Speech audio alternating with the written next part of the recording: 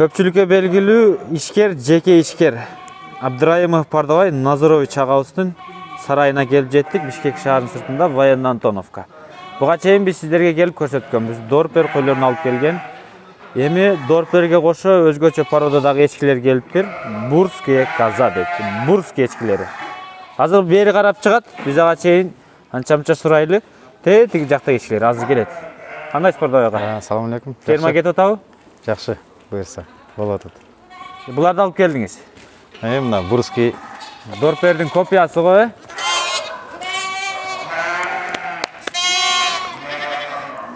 Бах. Карап коюңуздар. Ооба,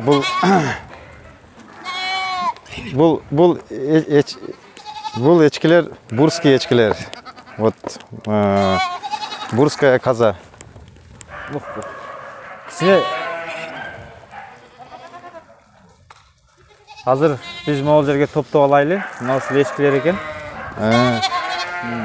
Булар эт багытындагы. Ушундай бир жакшы кооз порода экен. Кыргызстанга биринчи жолу келип атабыз. Кыргызстанга биринчи жолу биз алып келдик ооба. Азыр бул жерде жалпы 16 баш бар, 13 башы чоң. И 3 мондай кичинекей 4 улак бар, ооба. 12 башы эме болот дагы, ошондо 3-өсү улак. Бирөөсү теке, Бирөөсү мынакей ооба, 1,5 жашар чоң теке. Куутта жүрөбү азыр? Бул азыр ооба, иштеп аткан учуру. Спокойный экен. Денеси өтө катуу, плотный. Демек этке жакшы окшойт. Кандайсың? Буга Качкор Тайсынга шерик экен бул дагы. Ооба. Жүрүшүп караңыздар. Жаңы ат коюп бериш керек экен. Аны өзгөчөлүгү кандай экен? Эмнесине кызыгып алып келдиңиз муну? Эми азыр мына буга чейин эчкилерди эми өзүң деле тартып анан живой көрүп да жүргөнсүң да. Бул эт багытында да карасаң ушунчалык плотный, анан могул эле карасаң көкүрөктөрүнчү. Мындай биздин обычно бай чоң кочкорлордун көкүрөктөрүндөй болуп турганчы. Мына тетигинеке турган. Теке оюн көрсөтөт го, бул мындай өтө эме. Ушундай ойноо экен. Адамга жакын экен. Анан ооба, бирок агрессиясы жок. Баягы сөзү. Агрессия жок. Угроза кылбайт, Угроза кылбайт. Мынакей могул карасаң мынакей бул. 1 жашардагы мынакей улагы. Чоң эчкинин деле. И мынау текени веске түшүрүп эме алып көрдүк. Ошол азыр турушу канча? Бул бир аз дагы эме кылды. Баягы алып атканда көргөн видеосуна 83 болчу. Азыр 81 килограмм болду. Эми бирок азыр иштеп да атат да. Эгерде муну азыр баягы кармап туруп, жашынакай кылып туруп жемдеп бакса 100 килограммды бул жөнүнө алат. И калгандары мына эми буюрса кийинки жылы улактарын алып көрөбүз да. Бул эт мисалы көбүнчө сойгондо эттүү малдар 50-ге 50 турабы? Сойгондо 50. Ооба. Где-то ушул текени толтурса 50 килограммдык эт алса болот экен да. 50, тушкасы өзү жалпы веси салмагы 100 болсо, значит баягы тушкасы эт эмеси сойгондон кийин 50 килограмм бериши мүмкүн да. Выход мяса депчи. Демек эчкилерин чоңойтуп туруп 30 килограммдан орточо урса болот экен да, турабы? Биздин эчкилерге окшоп 12-13 эмес. Эми чындап баягы эме экен, вес чоң экен. Ал бир өткөндө мынакей ооба.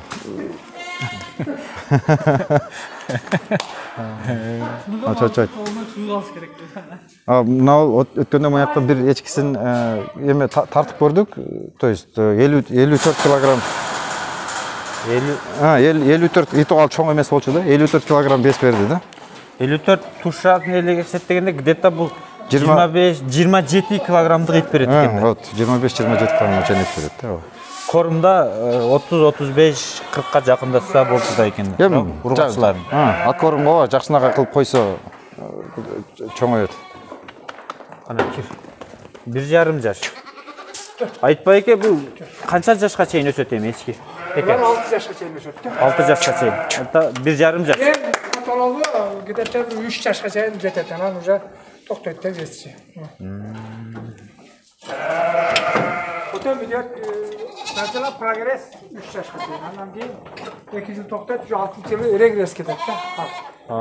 Qarğan kişiler öyle azayatdı. Bunların sredni yaşı 5 yaşta. Hazır bırakı 1 yaşta tekrar. Таза. Булар азыр таза экен да, булактарда биркалары менен. Племенной бул? Племенной, бул энелери бүт австралийский линиялар. Австралийский линия. Бул эми каяктан келди, сарайыңызга кантип келип калды, билсек болобу? Булар өзү негизи Казакстанга келип, через Казакстан келди, дейми? Так. Буларды мындай сатышыңыз мүмкүнбү? Канча сомдон алдыңыз, билсек же ал жагы сырбы? Эми акчасы дорперлер сыяктуу эле кымбат болду. Негизи бул эми азыр арзан болушу мүмкүн эмес, жаңылык. Эми Австралиядан жанагы быйыл бир жаңылык болуп чыкты эле го интернеткечи, ар бир койду 2,5 миң доллардан алып келдим деп ушундай депчи. Эми булардын баасы анчалыкка чыкпайт, эчкини болгондуктанчы. Анан сатылыш боюнча пока эми жазда может улактарынан көрөбүз да, азыркы сатылыкка жок. То есть өзүбүз үчүн алып келдик. Өзүңүз өстүрүшүбүз керек. Текеге коюп атабыз азыр. Теке. Булар деле умный болот окшойт, Сууду сразу эле таптыбайт беке келгенде? Автопаялканыбы? Мындай билет экен. Бирөө эле иссе бүттү, калган келише берет. Көрдүңүздөр, дагы кандай суроо берсек экен булар жөнүндө? Нези толук бурский эчкилер бою. Булар жанакы тоже полиэстричная порода деп коет. Баягы туугандан кийин кайра жыл бою тууй бере турганчы. Кайра көйткө келе бере турган. Ошол жагы бар. Эт багытында и тууганда ошо 2ден 3дөн. Плодовитость канча экен буларда? Так, 210% ушундай деп турат эле да. 210%. Көбүнчө экини тууйт. Основной экини. Дорпер 220. Дорперик да ооба.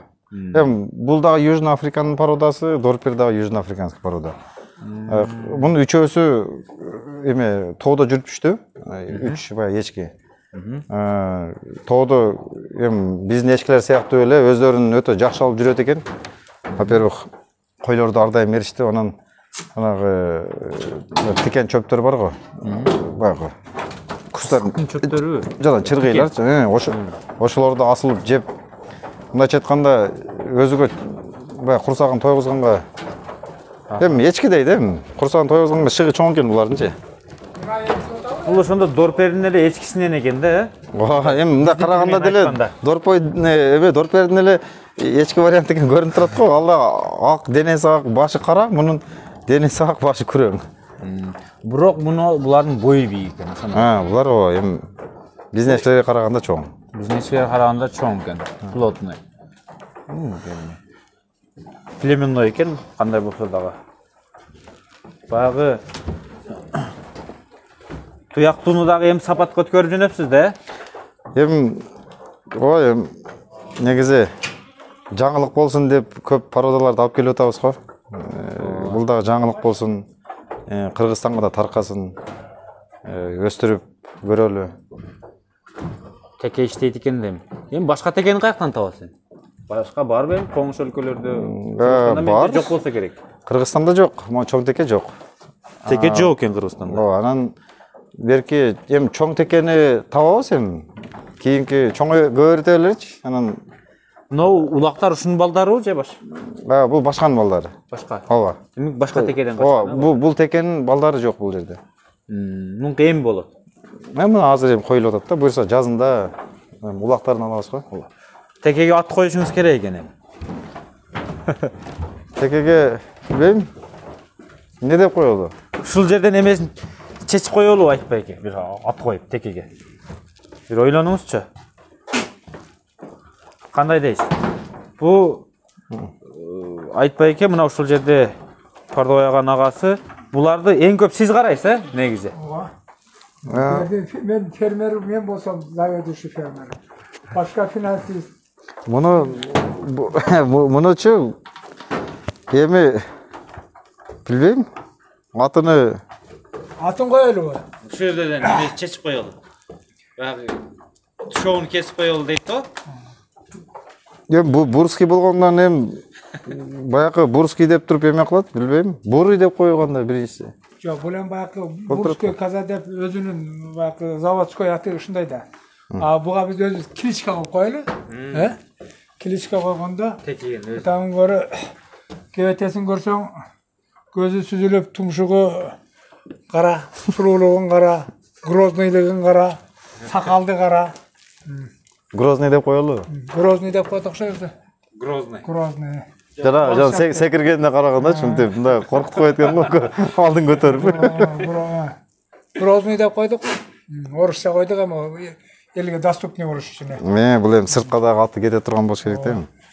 Болду. Кыргызчага которгондо сүрдүү болот. Сүрдүү. Yo biz bunda Grozny деп койдук мына. Мынакей Grozny. Кара. Бүгүндөн баштап сен Groznyсың мына.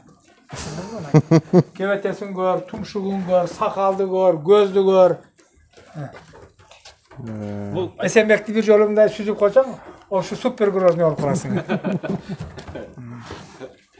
Мына Grozny. Бул жанакы секирип аткан бул адамга жинекелөө эмес, агрессия эмес, ойноп. Жок, агрессиясы жок экен, мындай сүзгөн жок келгенден беричи, эч андай эмеси жок да. Жана ошентип секирип эме ойноктой берет. Бир эме Эсенбек муну эмеге да коюп көрөбүз. Тиякта былтыргыда менде кросстор бар да, битал менен местный эскилердинчи. Ошого бир 5-өнө коюп көрөм. Ошодон эмдиги жылы будан кандай эмелер чыгат? Кросстор, Кросстор чыгат.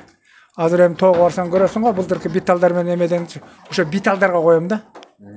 Мына азыр эме болгондо. Битал дегенде жана кроссторуңуз энеси эме местный эчкилер, атасы битал болчу да. А эми ошого, ошол крошко муну койсом, смотрим там кандай эме чыгат. Ошондо плотныйлыкка кетет экен да туурабы. Эми бизге бизге булар молочный эмес да, сүт багытында эмес, эт багытында болот атпайбы? Бизге көбүрөөк эт берген выгодный болот да. Анан самый главный биздин ушул шартка, биздин условияга көнгөн эме болсо бизге чыдаган. Мындай столью период эмес, пастбищада кыйын жай жүрсө бизге рентабельности да жакшы болот экен да. Эми азыр Кудай буйрса муну быйылча как пашка эксперимент катары алып келип атат. Муну көрөлү. Жазга туйт Кудай буйрса. Анан ошондо көрөбүз. Кандай туйт, улаган кандай карайт. Бул эми көп параметрлери бар да. Ошол биздин шарттарга, биздин Кыргызстан эмесине эме болуп кала турган болсо, жакында параллельно ушул эме менен койлор менен параллельно Бурский казадагы производствого кирет да. Уктуңуздар да туугандар. Бул айтпай агабыз. Негизи бул Пардоваяга көбүнчө финансовый жактан, анан издеп табуу жактан мен билишим боюнча, анан бул жакка келгенден кийин ички проблема, ички көйгөй мына ушул кишиде. Ооруп калабы, эмне болот, баарыга ушул киши жооп берет, ушул киши көзөмөлдөйт. Ооруп калган эмес, көбүрөөк тууп көбөйгөн. Көбүрөөк. Калганды айтпагыла, ооруп калган деп Нияз деген бар. Ошол дарылайт. Эми кандай эксперименттер жүрөт? Кыскасы, мына ушул жакта айтпаяга негизги. Кудай буйрса, эми жакшы аракет кылып жакшы болот атабыз, аракетке берекет дейт. Бул пашканын эмеси менен ушу пашка баарын өзү таап, өзү айткандай 1,5 жыл издеп таап келди. Эми быйыл жакшылап кышы менен бу жерде баксак, жаздан баштап тоого алып кетем. Мына бу жерде 3 башы, 4 башы жайлоодо жүрүп келди, 1-2 ай. Аябай жакшы кадимки эле биздин эшкилерде эле жүрөт. Тууп улактары чоңойгондон да көрөбүз. Ошого жараша анан дагы биздин шартка жараша, биздин усу эмеге жараша унун дальнейший эмесин көрөбүз. Кудай буйрса жакшы болот деген ниеттебиз. Анан этин дагы көрөбүз, эми 54 килограммга чейин, 50 килограммга чейин таза эт чыгат деп атышат. Эми 30 килограммдан таза эт чыккан убакта деле бир топ жакшы болот болуш керек. Ооба. Буларды эми көрсөттүк Пардоваяга. Сиз эмне дейсиз? Болду. Эми калганын кийинки жылга эми дагы бир келгениңде. Дагы бир келгениңде көрсөтөбүз да. Мына сарайда эмне өзгөрдү эми? Биз 1 жыл мурун почти былтыр декабрда келгенбиз, YouTube'га чыкканбыз. Андан бери анча-мынча келип жүргөнмүн. Өзгөрүүлөр көп. Могу бутканы келтирип коюптур, үстүнөн дробилка чөптү майдалайт, үстүндө бункер бар. Ушундай USB менен 4 түштүк кылып койгон. Келгенде мына ушуга кирет. Мурун кичине чаңыйт эле, Азыр эми матерчатый болчу да. Азыр ичине мына чөп экинчи этаждан эми түшөт дагы. Бул өтө чоң бункер болду. Мына чоң бункер. Мисалы үчүн могу үстү тетик жактан дробилканын чөбү ушул жака келип түшөт. Дробилка ушу капталында турат. Жакшы идея экен, ушинтип өзү менен эми анчалык деле расход кетпес экен. Эч канча эле расход болгон жок. Бул анан ыңгайлуу да, бир кыркканда 30-40 прессти бир кыркып түшүрүп койсо болот. Ооба. Мына козулары булар Илде-Франс. Илде-Франс менен Мериноландтын козулары. Сиз Мериноско аргындаштырган улус жеткен алып келдиңиз. Буларды ооба. Месине эме менен түшүртөбүз. Чоң болот. Так, мына жак өзүнчө бир башкача эле бир нерсе. Потолокко чыгып көрсөтөлү, ошол жактан жакшы көрүнөт экен. Потолокко чыгалы туугандар. Биз үстүнө чыктык. Бул жак ярмарка. Анан бул жагы камоочу бөлмөлөр, бокстар деп койсок болот. Эмне максатта кылып койдуңуз эми? Өзгөрүү мына ушул экен, жаңылык. Булар дем ыңгайлуулук үчүн эле кылдык. Анан жана кээ бирлерине ооруганда, жеме кылганда башкалар аралаштырбаш үчүн мындай бая бөлүп кармагангачы. Карантинный отдел. Анан аткорумга дагы кээ бирлерин бөлүшкө туура келип атат да. Ошол аткорум учурунда бөлүгөнгө ыңгайлуу кылып жалпысынан бир 30 баш, эки жака салганда 30 баш малды бөлсө боло турган кылып койдук да. Мисалы кээ бирлер баягы сатып алып атат, мисалы ошол учурда мыналар деп времени кармап турганда башкалар аралаштырбай алып келип ошол жака камап коюп атабыз, кийин ошол жерден чыгарып кетип атат. Анан жана астыда чыла болуп кетпесин деп туруп көтөрүп койдук да. Астынан да көңдөрү тазадан чыгып атат да. Бул негизи корумга өтө ыңгайлуу окшойт, Эми ухаживать этиш өтө оңой экен. Ооба. Ылдый болуп, белиң оорутуп эч нерсе кылбайсың да, бардыгы түп-түз тегиз бойдон жүрөт да. Туугандар, мына өзгөрүү ушул экен. Мурун бул жагы толук навес эмес эле, могул жагы навес. Анан могу контейнерлер, жемдер бар эле. Жана бункерлер өзгөрүптүр, ичинде бир канча майда чүйдөлөр өзгөрүптүр.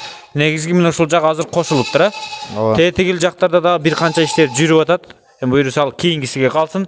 Саламатта калыңыздар. Жаңы породадагы эчкилер Кыргызстанга биринчи жолу келди. Баалап коюңуздар. Аманчылыкта көрүшкөнчө. Биз азыр тоого барабыз. Тоого барып, Пардайган тоодогу гиссар койлору, анан о Айтбай экөөбүздүн кросс улактарын көрсөтүп беребиз.